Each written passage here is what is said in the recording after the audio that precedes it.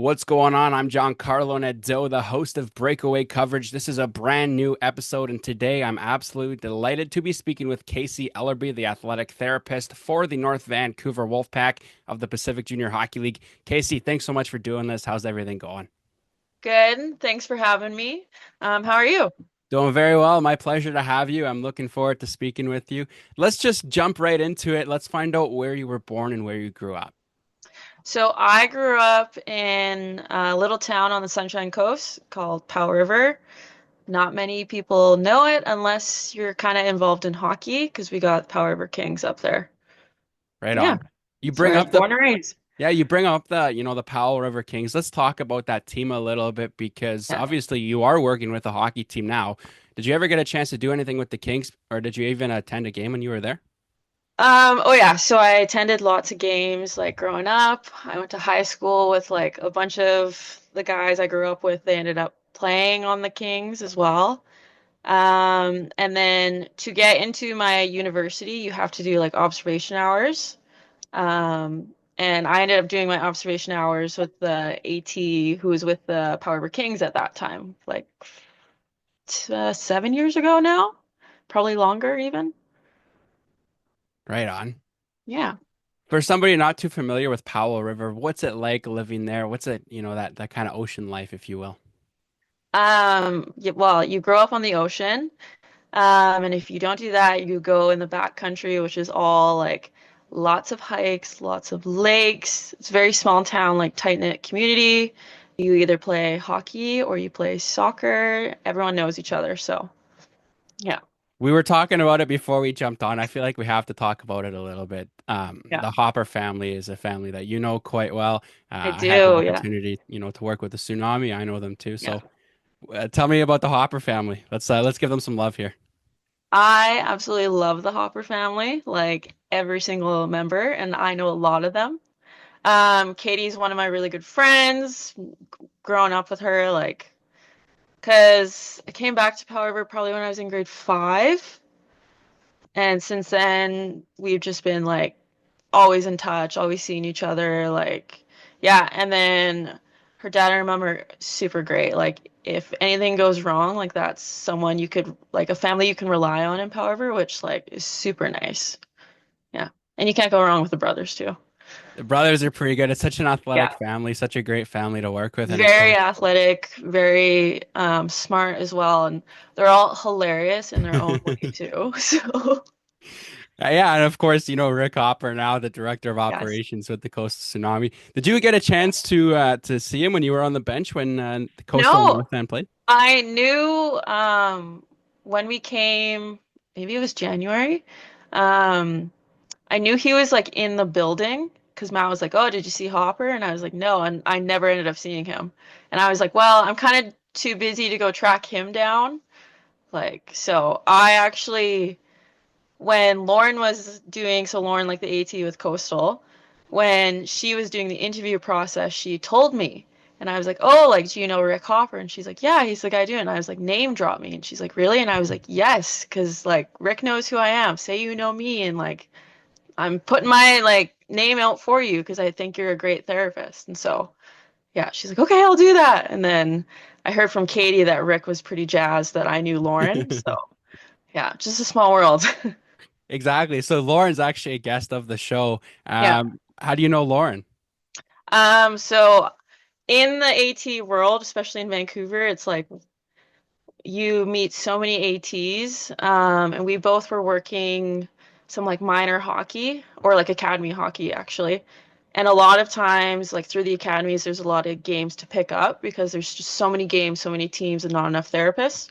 So we both were covering for some ATs on a game, and we ended up like getting to know each other because once you like meet an AT you haven't met before, you kind of like to go like introduce yourself, try and start a conversation. It's a way of networking.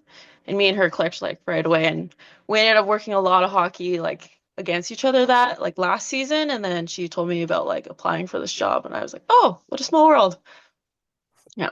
It's kind of the same for me being a broadcaster. You try and connect with Yeah. another broadcaster if you don't know who they are. How important is that, especially in a job that you have and in a league that really isn't that big?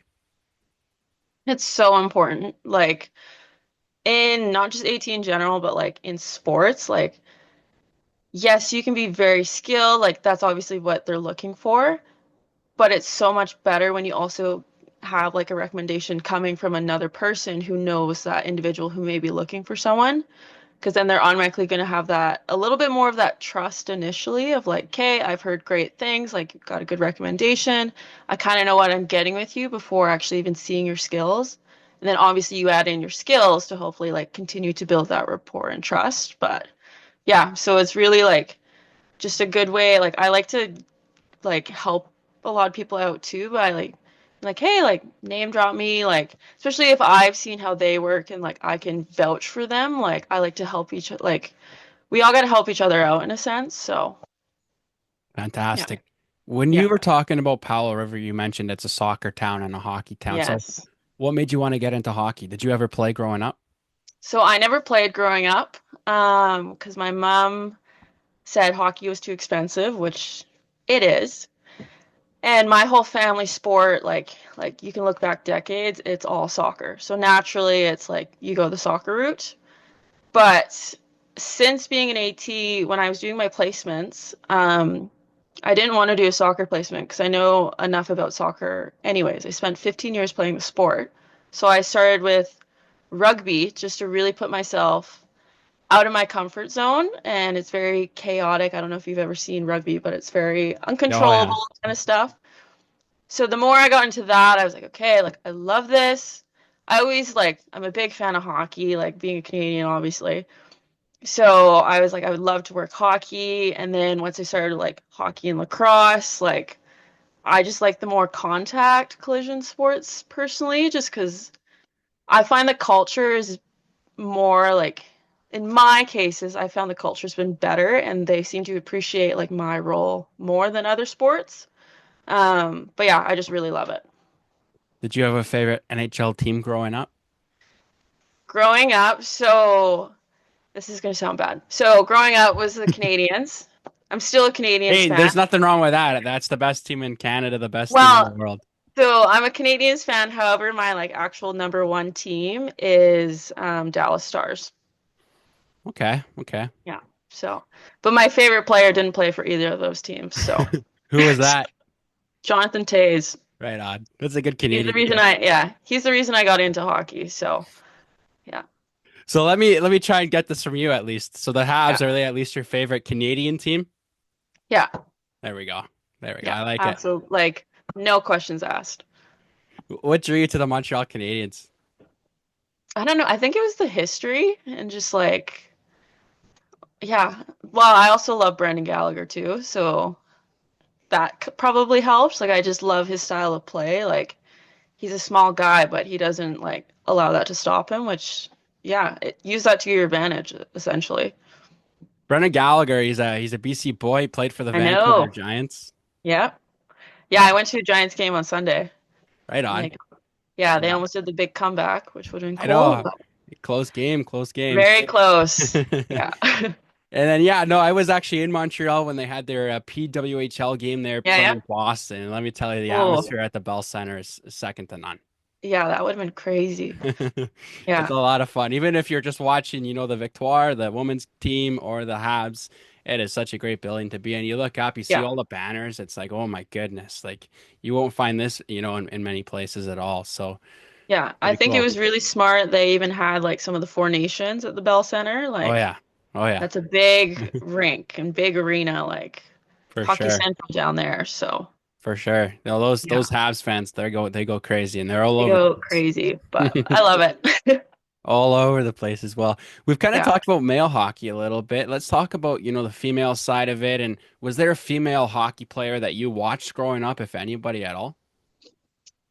Um, Mainly just Captain Clutch. That was Oh yeah. probably Yeah. like, but unfortunately, like when I was growing up, it was very much like you only saw them like at the Olympics, which they showed up every time. Yeah. I also did like Hillary Knight, but she's American, so not during the Olympics. But I just liked watching her play because I thought like it was really cool to see like the women show up and show out like all the time. I think they also brought their A game probably because they knew like we only get to play on the big stage during the Olympics, just because unfortunately that's how sport has been until recently, like with women, especially in the hockey world. So it's great seeing like that they now have their own league and that it sounds like it's just going to keep growing from there. It's been phenomenal. Captain Clutch, of Yeah. course, plays for Montreal, so I like you Yeah. even more knowing that she's your favorite. Yeah. Well, I It's mean, you can't go wrong. Like, no, you can't. You I think can't. she's a great role model. So, It's 100% she is, and you get a chance to see her, on social media or in the community. She's always doing stuff to help the team, always doing stuff to help people in her community. And of course, now the World Championships, they're happening. yeah. The PWHL is taking a break, and let's hope Captain Clutch can win another Yeah. championship for us here. Well, there's even like I saw something that there was rumblings about like Vancouver getting a team, and I'm like, that would be awesome. Like, I think it spoke volumes that when they had like one of the games hosted here in January, that the girls brought in more of a crowd than the Canucks at that point, which I thought was pretty cool. Yeah, and another interesting thing there, since we're talking about the attendance, that was the highest attended game in the PWHL. Yeah. Yeah. So to me, I'd be like, yeah, bring a team to Vancouver. I think it would be like received well. You've talked about, players in the PWHL, women hockey players, facing obstacles to get to where they are now. Did you have to face any of those similar obstacles being an athletic therapist in a male sport? Yes. However, I would say for me, when you go through, because I'm still only like 2 years out being like a certified AT. So being a student, AT, you kind of get put in like situations where like teams have been like, yeah, like we'll take female or male. So they are pretty good about that. But more when you get out, there are definitely some instances where it's like, oh, like they won't outright say they don't want a female working there, but like there will be signs, or like if you look back at hiring history, it's like, okay, like have you ever hired a woman, or like would you guys be open to that? Like stuff like that. Um, so it's a lot like you just got to be pretty like stern, go after what you want. It is hard. But I've been very fortunate, like out of all the sports and teams I work with, I mainly do work with males. And I love it. But you look around and I'm like the only girl around, right? So it's like Hmm. it's tough. Hmm. Um, but yeah, and for me in my role, like I'm not just female, I'm also a person of color. So that's just another like side I'm representing too. So like anytime I see like females like in even like pro level, whether it's be the athlete, the coach, therapist, equipment manager, anything like that, in female sport, but also male sport, I'm like, absolutely, I love that. Like it's getting there, but it's taking a really long time. Well, that was kind of, the next question I was going to ask you. Do you feel like there's still more work to do before we see more females involved in sports? Yeah, I do. I'd say it's getting better, but I also feel like we're still almost more behind the scenes. Yes, like ATs are always kind of behind the scenes, but even like you've got like your head, your assistant, all of that. I always feel like the women are still like almost hidden behind the scenes more than like the male like healthcare staff. For sure. For sure. But it's getting there. Like I just saw in the like National Lacrosse League, there is the team in Ottawa has the first like all female like medical staff, which like that's awesome. Yeah, it's certainly something. I don't want to speak for yourself, so hopefully, jump in when you can. But Yeah. it must be something that makes you proud to see, that there are more females getting the opportunity to work in sports and kind of do what you want to be doing. Yeah. Well, even going through my degree, um, we graduated like 15 of us, and there was only four males in my class. So like athletic therapy in general is almost trending more towards like more women are actually the ones going out and getting certified, which is really cool to see too. But still, it's almost like great. There's more of us females like coming up, rising through the ranks, but you're not always seeing them at like those high, like at the highest levels, unfortunately. But yeah. What's your favorite part about being an athletic therapist? So I grew up an athlete. So I always knew though I didn't want to be like a professional soccer player because for me that wasn't like sustainable enough. I don't really know how sustainable athletic therapy is sometimes, because like you're always like on the go, crazy hours. But I love it because as I mentioned earlier with the Wolf Pack, a lot of my jobs don't always feel like work. Like there are a lot of times I have these moments of like, I can't believe I get to call this my job. Like I get to go, yes, I do deal with a lot of like traumatic stuff, like injury wise. You see a lot of stuff. You deal with a lot of like people's emotions and all of that. But you also get to watch sports all the time. You also get to meet all these amazing people and like the cultures are amazing. Like, yeah, so I just love it. Let's talk about North Vancouver, your first Yes. season, first half season, but hey, it still Yeah. counts as a season. What was it like, working with Matt Sampson and the rest of the coaching staff there? They made my transition pretty seamless because so I came in, as you mentioned, like halfway through. Because T, the former AT, she ended up moving to the States. But I had done like a couple games for her last year while she was away.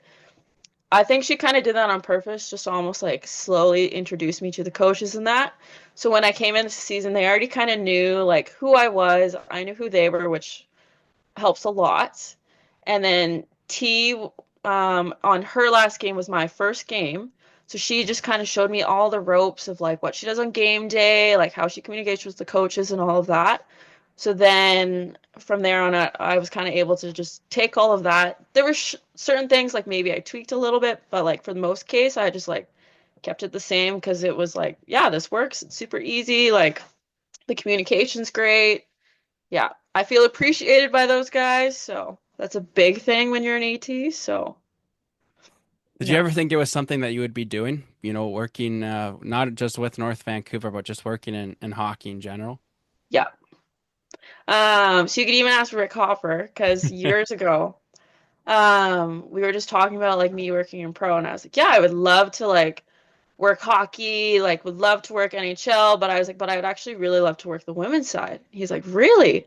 And I was like, yeah, like, which kind of ties into this too. And he's like, really? And he's like, there's no pro league. And I'm like, I would still just love to work with them just because like I think it would be because I'm so used to working with a male, so I think it would be like a good challenge, but also like another way to kind of represent female sport. So I am happy, like, since that conversation, that there has been like this now pro league for them. Getting the opportunity to be in the PJHL and work with young males, what's something that an athletic therapist or anybody who's directly working with that team knows about those players that maybe a fan or even a parent doesn't? Like, is there something that you notice firsthand that somebody that's just watching from the stands might not notice about the kind of athletes they are, the way that they do certain things? The personalities, I would say. You get a lot of characters walking through the room, but at the end of the day, like, yeah, like, say on the ice something goes wrong, they can be like frustrated, something like that. And some people may be like, oh, like, what a diva or something like that. Those guys are all super down to earth, super humble, like, there to play hockey, have a good time, but also like committed, willing to put the work in. Like they show gratitude, like say when I help take out a skate blade, which is not the most challenging task, and they're very much like first to say thank you like all the time, like which sometimes like when they're on the ice may not come across because like their sport is very physical, very violent, like demanding stuff like that. But when you get these guys like one on one or even in a group like behind the scenes or off the ice, like super nice. Obviously, a couple more months to go before, Yeah. preseason in August. So what does the off season look like for you? So the off season looks like lacrosse season. So I go from hockey, like basketball, volleyball, all those seasons finish, and then lacrosse, and then rugby's kind of year round. So it'll be lacrosse and rugby in the summer. So getting my Right on. tan on a little bit. So Nothing wrong with that.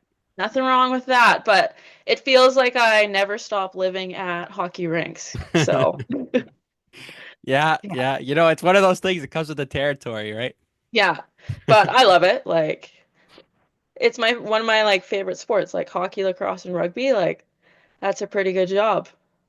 You talk about, getting the chance to work with a lot of different athletes, a lot of different staff. Do you try and stay close with a lot of them when their season isn't on? Um, Yes. I also find you kind of grow close with like certain athletes. So when I was a student, I did a placement with UVic men's rugby. And every time I go back to Victoria or a team from Victoria plays my team and any of those guys are now on any of the club teams, it's like a reunion. They're like tracking me down for hugs, like just coming to say hi, asking to steal some tape for them, which I never do. Um, but like stuff like that. So it's always like it's a nice like, oh my God, like you're actually it says a lot when your athlete, like former athletes want to come say hi, want to come hug you, want to like catch up. I have like formed some close friendships with like former athletes.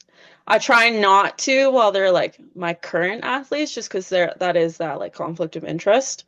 But like I always say, like if an athlete ever needs me, like even if it's not related to their sport they're playing or an injury, if they just need someone to vent to, like yes, like you can feel free to message me if it's outside of like what I think I can handle or like should give advice on. I obviously would refer out, but I'm always like, yeah, I'm always on call 24/7, like if you need. So, yeah. Fantastic. One Yeah. more question for you, Yeah. Casey, before I let you go. And again, I really appreciate, you taking the time today. Yeah. Um, just to kind of wrap things all up, if there's a little girl who's watching this right now that kind of wants to follow in your footsteps, what are you saying to her? I say go do it. Um, you got to be prepared for the grind, but it's so worth it in the end. And also like don't be afraid to like if someone's challenging you, especially if it is like say like a male in like a sport and they're like technically a higher role than you, stand your ground as well. Like there will be times you will be challenged, so like just back yourself. Yeah. Fantastic. Yeah. Kaci Ellerby, the athletic therapist for the North Vancouver Wolf Pack of the Pacific Junior Hockey League. Kaci, thank you very much for taking the time to speak with me today. Yeah, thank you. That's Casey. I'm John Carl Leonardo. We hope you enjoyed this episode of Breakaway Coverage. Stay tuned for the next one. We'll see you soon.